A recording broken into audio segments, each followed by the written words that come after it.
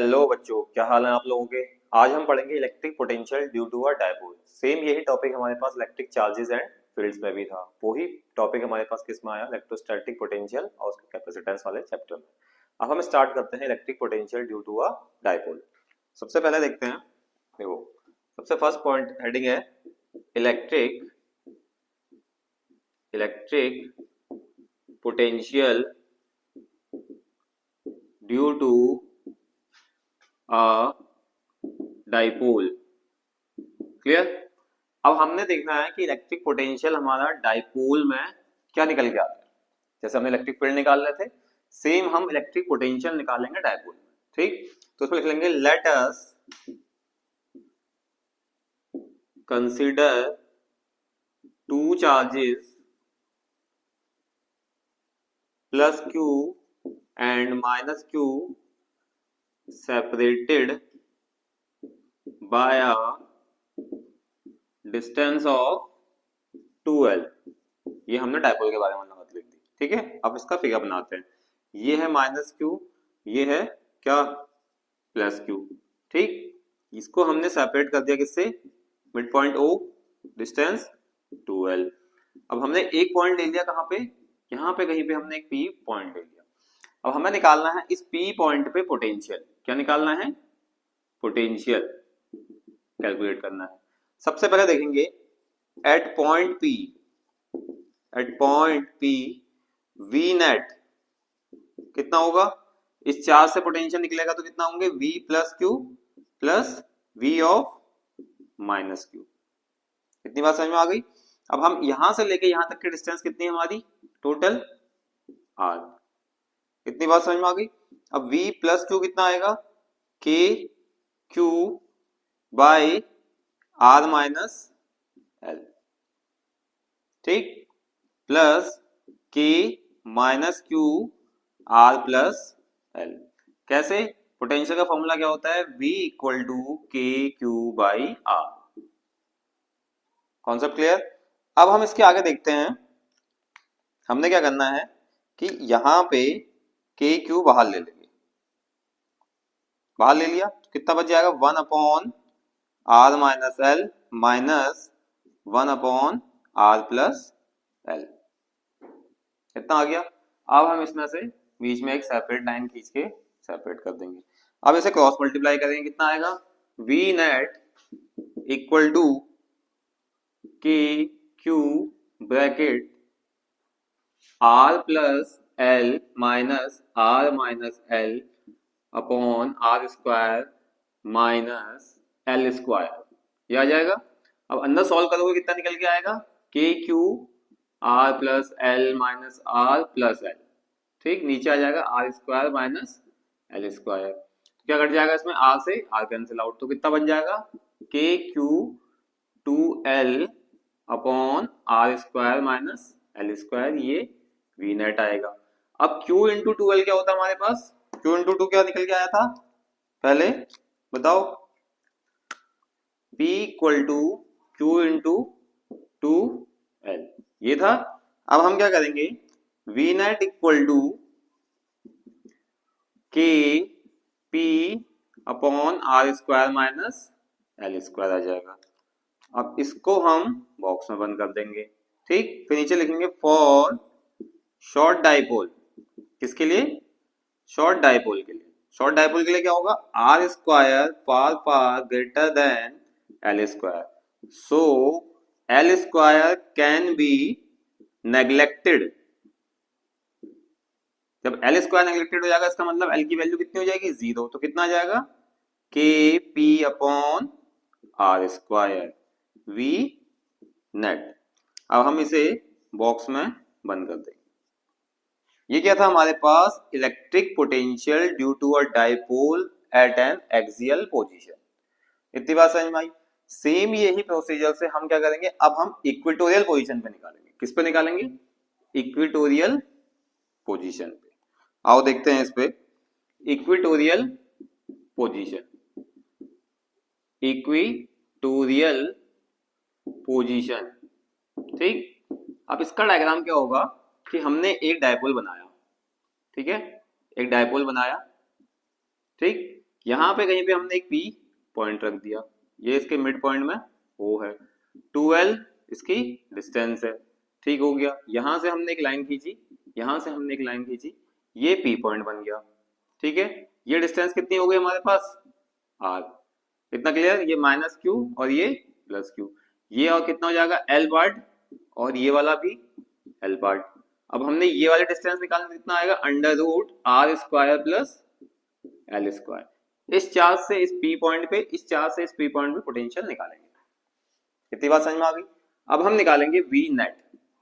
अब V net का formula क्या था, के क्यू अपॉन कितनी डिस्टेंस है इसकी, under root R square plus L square plus K minus Q under root R square plus L square. ये कहां से हुआ हमारे पास, V equal to K Q by R से।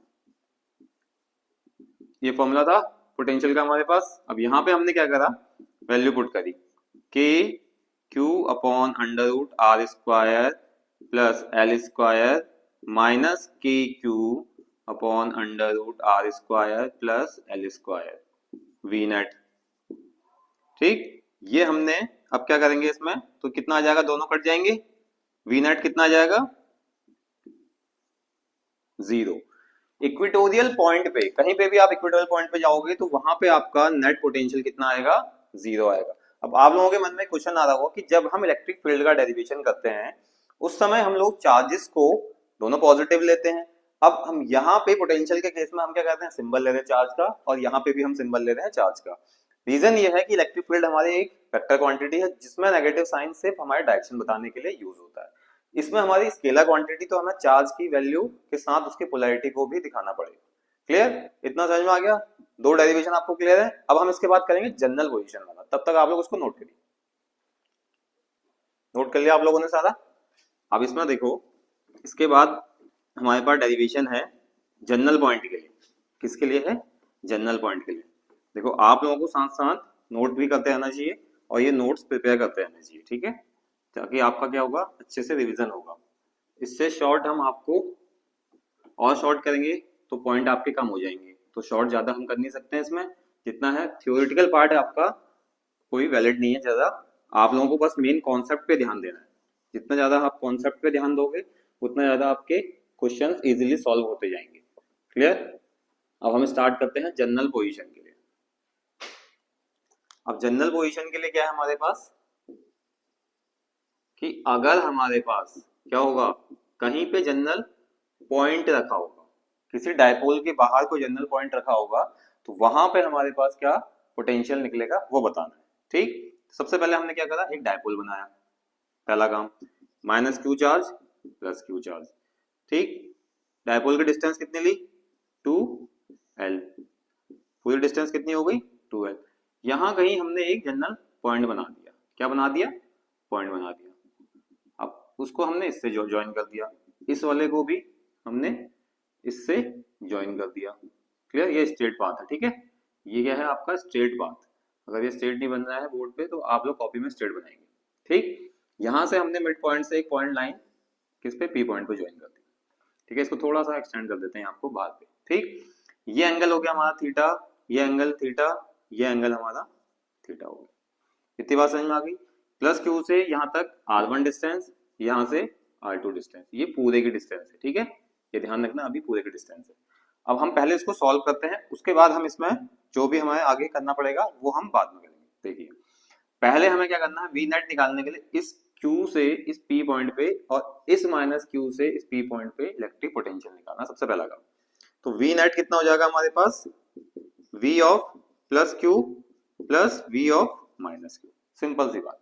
ठीक है, अब इसका फॉर्मूला क्या हो जाएगा, के Q by R1 plus K minus Q by कितना, R2। कहां से आया ये हमारे पास, since V equal to K Q by R, कि एक चार्ज से एक पॉइंट पे क्या पोटेंशियल होता है वो। ठीक है, अब हम क्या करेंगे, यहां से के क्यू बाहर ले लेंगे, कितना बन जाएगा, 1/R1 माइनस 1/R2 बन जाएगा। बन गया इतना। अब हम देखेंगे कि हमने इसमें बाहर ले लिया, या क्रॉस मल्टीप्लाई करते हैं। चलो तो कितना आ जाएगा के Q bracket R2 minus R1 upon R1 R2, क्या बन जाएगा V net equal to K Q R2 minus R1 R1 R2। ठीक हो गया। अब हम थोड़ा सा कंस्ट्रक्शन करते हैं फिगर के अंदर। देखो ये आ गया। अब R2 माइनस R1 कितना पार्ट है हमारा। देखो हम फिगर यहां से एक परपेंडिकुलर डालते हैं, किस पे, एक परपेंडिकुलर डालते हैं इस वाली साइड पे। परपेंडिकुलर डाला तो ये एंगल बन गया हमारा कितना 90 डिग्री।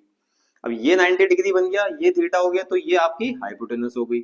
अब ये देखो R2 और ये R1 है, ये पूरे में से अगर मैं इतना डिस्टेंस हटा दूंगा तो ये डिस्टेंस आ जाएगी, और ये डिस्टेंस और ये डिस्टेंस बराबर है हमारी, तो ये कितना बन जाएगा R2 माइनस R1।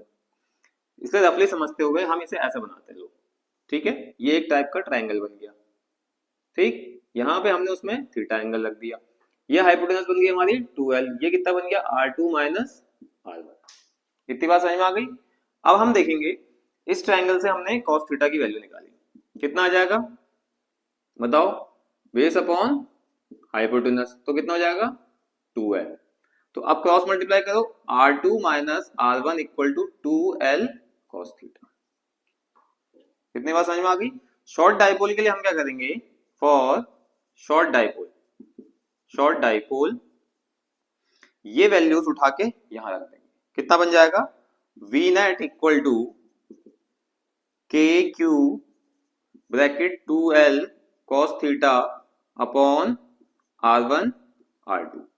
अब Q इंटू 2L कितना बन जाता है हमारे पास, के P cos theta upon R1 R2 V net, इतना आ गया।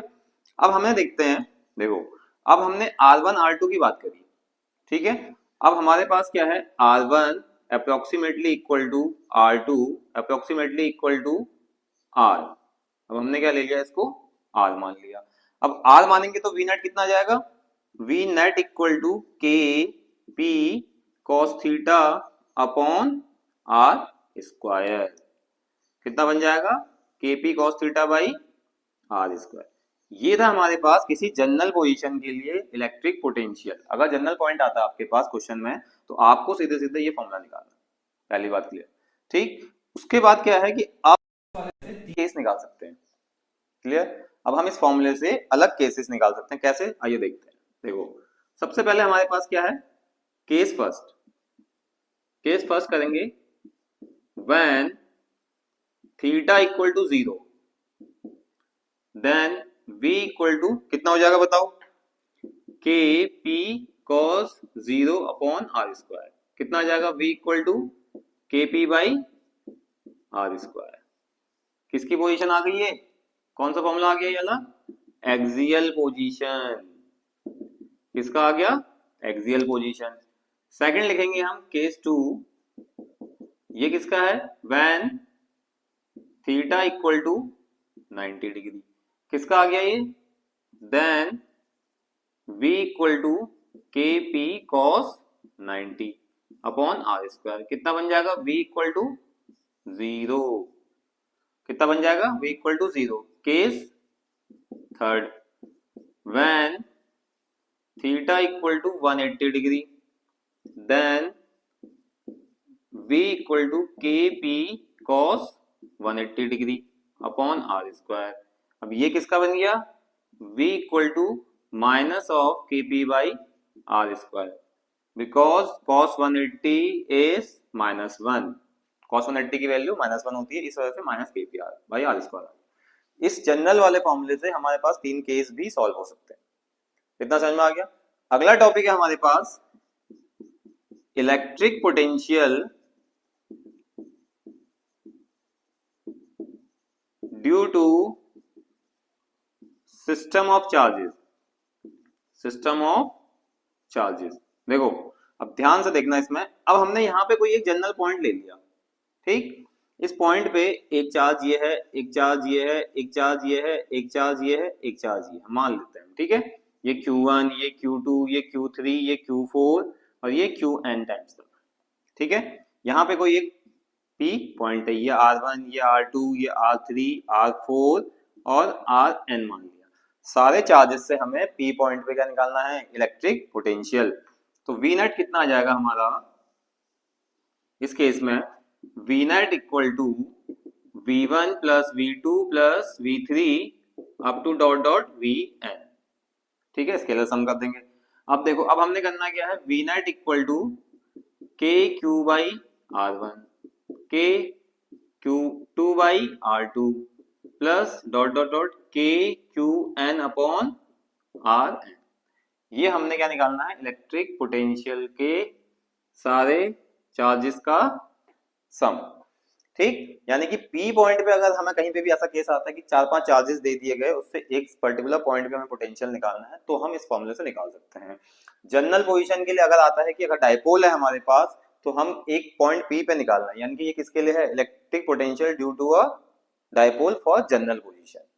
3 केस करा दिए, एक्सियल, इक्वेटोरियल और जनरल पोजीशन। तो आपका इससे सॉल्व हो सकता है, इसको नोट करिए, फिर हम आगे बढ़ते हैं। नोट कर लिया आप लोगों ने सारा, ठीक है। अब हम इसे इरेज कर देते हैं। इसके बाद आता है हमारे पास कि अगर हम कोई शेल लेंगे, उस शेल पे हमें इलेक्ट्रिक पोटेंशियल निकालना है। जैसे हमने इलेक्ट्रिक फील्ड निकाली थी किसी पे, आउटसाइड पॉइंट, इनसाइड पॉइंट और सरफेस पे, तो वही प्रोसीजर हमें पूरा किसके लिए करना है, इलेक्ट्रिक पोटेंशियल के लिए। टॉपिक में कोई चेंज नहीं है, सिर्फ वहां हम इलेक्ट्रिक फील्ड की बात करते थे, यहाँ हम किसकी बात करेंगे, इलेक्ट्रिक पोटेंशियल की। समझ में आ गया आप लोगों को। देखो, दोनों चैप्टर में डिफरेंस सिर्फ इतना है कि टर्म हम पूरा वही यूज कर रहे हैं, सिर्फ हमारे टर्म में चेंज क्या आ रहा है कि आप लोगों को उसमें क्या चेंज करना पड़ रहा है, इलेक्ट्रिक फील्ड की जगह पोटेंशियल पढ़ना पड़ रहा है। ठीक है, अब देखो इसके अंदर करेंगे हम electric potential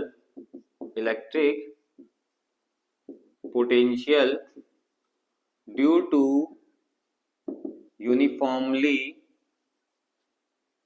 charged thin spherical shell. Clear, ये हमारा टॉपिक है electric potential due to uniformly charge thin spherical shell. अब हम सबसे पहले क्या करते हैं, यहाँ पे एक स्फीयर ड्रॉ करते हैं। ये उसका कुछ सेंटर हो गया, यहां से लेके यहाँ तक उसकी क्या होगी, रेडियस r। चार्ज हम पूरा डिस्ट्रीब्यूट कर देते हैं इसके सरफेस पे। ठीक है, चार्ज हम कहाँ पे डिस्ट्रीब्यूट कर दे रहे हैं, उसके सरफेस पे। और एक एक्सटर्नल पॉइंट बना देते हैं कहीं पे, यहाँ क्या एक्सटर्नल पॉइंट, पी पॉइंट। इतना क्लियर। अब हम इसके अंदर देखते हैं कि फर्स्ट पार्ट देखते हैं इसका कि एट आउटसाइड पॉइंट पे इलेक्ट्रिक फील्ड क्या होती है और इलेक्ट्रिक पोटेंशियल क्या होता है। आइए, इलेक्ट्रिक फील्ड क्या होगी, E naught 1/4 pi epsilon naught into Q by R square. ठीक, ये हमारी क्या होगी, आउटसाइड पॉइंट पे इलेक्ट्रिक फील्ड। अब हमें क्या क्या चीजें पता है, as we know E equal to minus dV by dr, ये बात पता है। ठीक, अब जब ये बात हमें पता है तो हम क्या कर सकते हैं, इस बात को पता होके हम बाकी चीजें कैलकुलेट कर सकते हैं। देखो, तो यहां से कितना आ जाएगा, minus dV equal to E into dr। Solve करेंगे तो dV equal to minus E dr, दोनों साइड इंटीग्रेशन कर देंगे, dV minus integration E of dr। Value put कर देंगे कौन सी, ये वाली फर्स्ट इक्वेशन वाली। तो हम लिख भी सकते हैं यहाँ पे फ्रॉम इक्वेशन 1, क्या लिख सकते हैं, फ्रॉम इक्वेशन 1। तो dV equal to minus integration of 1/4 pi epsilon naught Q by R square dr। कितनी बात समझ में आ गई। अब हम यहाँ पे इंटीग्रेशन करेंगे तो कितना हो जाएगा, v, यहाँ माइनस साइन, कांस्टेंट टर्म हम सारे बाहर ले लेंगे, तो कितना आ जाएगा, minus q/4 pi epsilon not और इंटीग्रेशन 1/r² dr। अब हम लिमिट लगाएंगे तो लिमिट कहां से कहां तक लगेगी, इनफाइनाइट पोजीशन से ला रहे हैं, पॉइंट तो हमारा कहीं पे भी हो सकता है, p वाला इंफिनिटी पे, कहां तक लेके आएंगे हम उसे, r पॉइंट तक, यानी कि इनफाइनाइट से लेके हम r पोजीशन तक उसे लेके आएंगे। तो वहां पे हमें पोटेंशियल क्या निकलेगा सर, कैलकुलेट करने के लिए, ये देखो minus q/4 pi epsilon not, ये कितना हो जाएगा, इंटीग्रेशन इन्फिनिटी से r तक r की पावर -2 dr। कितनी बात समझ में आ गई। अब हम यहाँ पे निकालेंगे क्या, देखो minus q/4 pi epsilon not इसको सॉल्व करके कितना बन जाएगा हमारे पास, इंटीग्रेशन करके r की power -2 + 1 upon -2 + 1 bracket close infinity से r तक। अब मैं आपको यहाँ पे इसका फॉर्मूला लिख देता हूँ। इंटीग्रेशन कौन सा वाला लगाया हमने, integration x to the power n equal to x to the power n + 1 upon n + 1। यानी कि अगर यहाँ पे r की पावर 3 होता तो r की पावर 3 + 1 अपॉन 3 + 1, r की पावर -5 होता तो -5 + 1 अपॉन 5 + 1, r की पावर -6 होता तो -6 + 1 अपॉन -6 + 1। क्लियर। अब देखो ये कितना हो जाएगा, -1, ये माइनस कैंसिल आउट, तो कितना बन जाएगा, q upon 4 pi epsilon not, यहाँ कितना आ जाएगा 1/r, क्योंकि ये सॉल्व होके क्या बन जाएगा, देखो ये r -1 हो जाएगा तो 1 अपॉन r कर देंगे इसे, इतना तो पता है। ठीक, अब देखो इसके बाद हमें क्या करना है, इसमें लिमिट रख देनी है। क्या करनी है, लिमिट रख देनी है। लिमिट रखने के बाद क्या आएगा, v equal to q upon 4 pi epsilon naught 1/r minus 1/इंफिनिटी। अब 1/इंफिनिटी क्या हो जाएगा, 0। 1/इंफिनिटी क्या हो जाता है हमारा, बताओ भाई, 0 हो जाता है। कितना बन जाएगा, q upon 4 pi epsilon not r, ये v हो जाएगा। k की टर्म्स में लिखोगे तो k q/r हो जाएगा। कितना आ जाएगा, k q/r आ जाएगा, ये आउटसाइड पॉइंट। क्लियर। अब सेकंड वाला पार्ट देखते हैं हम। सेकंड वाले पार्ट में क्या है, एट सरफेस।